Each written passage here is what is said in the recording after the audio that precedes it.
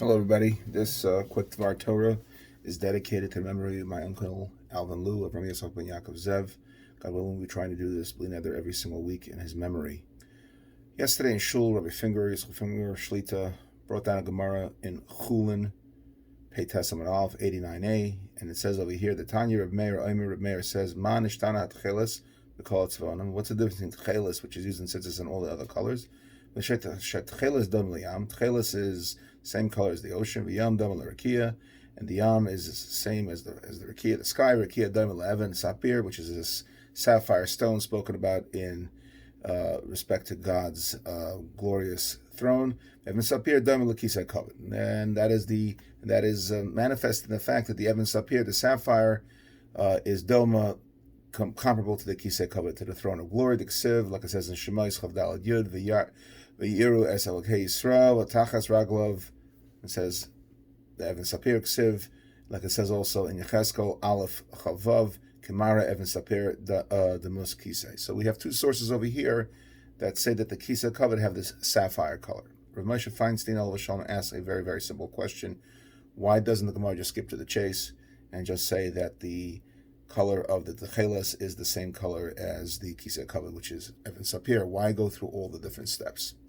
So he says something brilliant, and he says that in Yiddishkeit, basically, there's no shortcuts. In order to get to your level, to the level that we all desire, which is the highest potential that we can all reach, you need to take steps and in measures, and you can't skip steps. And if you skip steps, it's dangerous. So I want to be able to apply this to this week's Parsha. I'm very big into smichas of Parshas. In other words, the connection between two Parshas. Why God is perfect. When he puts two Parshas together, it's not because he just decided, let's put these two Parshas together.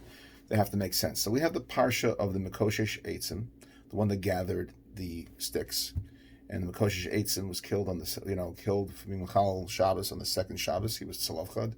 Later on we'll know about the Benois Tzalavchad when they asked for a Nachla, an inheritance. But Tzalavchad, says the Medrash Rabbah, and also Gemara in Shabbos speaks about it.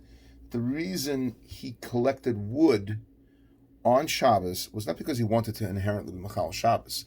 He felt that Klal Yisrael was nichshol. We were not being careful in Shmiras Shabbos, and therefore he decided that he wanted to show the Jewish world how important keeping Shabbos is, so he kind of gave up his life as a martyr. So comes along the Parsha Tzitzis, in my humble opinion, and the tzitzis is basically there to remind us of all the mitzvahs, the combination between the gematria of tzitzis and the knots and the twists and all that add up to 613. So the tzitzis is the ultimate reminder to keeping all the mitzvahs. So what's the message? Just like we saw over here in the Gemara in Peites and Chulin, that you can't skip steps. Judaism is a steady progression, and a lot of times in our fervor to become better, we just do crazy things. We just want to skip steps and, let's stay up all night and learn, 3 nights a week. It's not going to work. So the same thing with Tzlavchad. Although his intentions were good, he skipped steps. Instead of perhaps engaging with Moshe Rabbeinu and the leadership, how can we make Shmiras Shabbos more important? He decided to do something brash, something off the wall, and basically give up his life so that people will keep more Shabbos. The proof is in the pudding. Right? The Gemara says that if we keep 2 Shabbosim, Mashiach would come. Has Mashiach come yet because Tzlavchad died?